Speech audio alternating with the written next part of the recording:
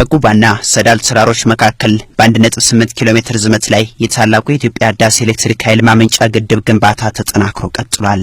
በዚህ ፕሮጀክት በቀኝና ግራ የግድቡን ግንባታ ለማከናወን እንዲቻል የአባይን ወንዝ ተፈጥሯዊ አቅጣጫ በ150 ሜትር እንዲቀየር መደረጉም ይታወሳል።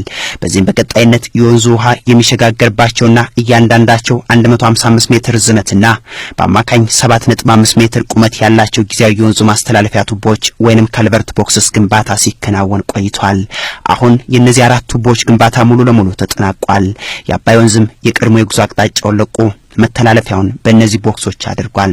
ይህ ስራም የኤሌክትሮ ሜካኒካል ስራውን በሚያከናውነው የብረታ ብረትና ኢንጂነሪንግ ኮርፖሬሽንና በሲቪል ስራ ተቋራጩ ሳሌኒየም ብሪጅ ሎ ቅንጅት ተፈጽሟል።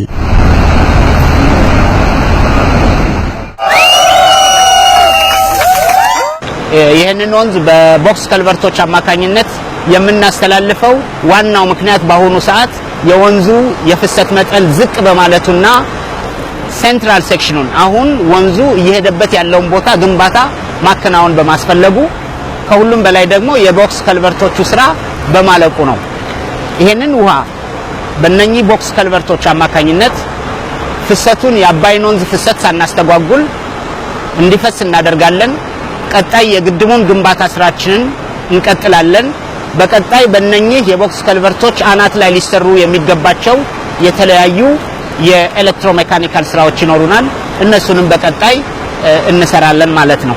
በታላቁ የኢትዮጵያ ህዳሴ ግድብ 187 ሄክታር መሬት ወደ ኋላ አባይ እንዲተኛ ከተደረገ በኋላ ከነዚህ ካልቨርት ቦክሶች በተጨማሪ በግድቡ መሃል በግድቡ ግራና በመለስተኛ ወይንም ሳድል ዳሙ ላይ ውሃው እንዲፈስ ይደረጋል። ይህ ውሃው ኃይል አመንጭቶ ከሚወጣበት ቱቦ በተጨማሪ ነው።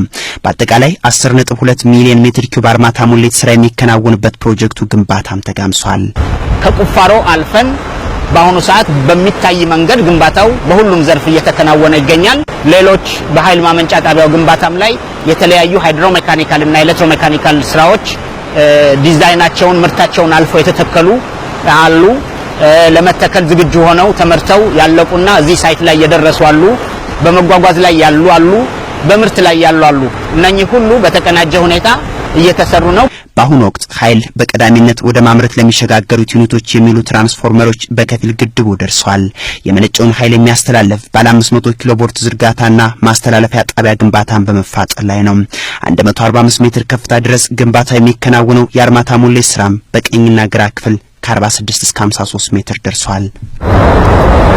በታላቁ የኢትዮጵያ ህዳሴ ኤሌክትሪክ ኃይል ማመንጫ ግድብ እያንዳንዳቸው 375 ሜጋዋት ኃይል ማመንጨት ከሚችሉ 16 ዩኒቶች መካከል የ10 ዩኒቶች መገኛ ነው። ይህ የግድቡ የቀኝ ክፍል። ከነዚህ 10 ዩኒቶች መካከል በቀዳሚነት ወደ ኃይል ማመንጨት ስራ የሚሸጋገሩት 2 ዩኒቶች ተከላና ግንባታን በመፋጠን ላይ ነው። የግድቡን ከፍታ ለማሳደግ ከሚከናወነው የአርማታ ሙሌት ስራ በተጨማሪ በፕሮጀክቱ የኃይል ማመንጫ ጣቢያ ዝግጅትም መሳ ለመሳ በመከናወን ላይ ይገኛል።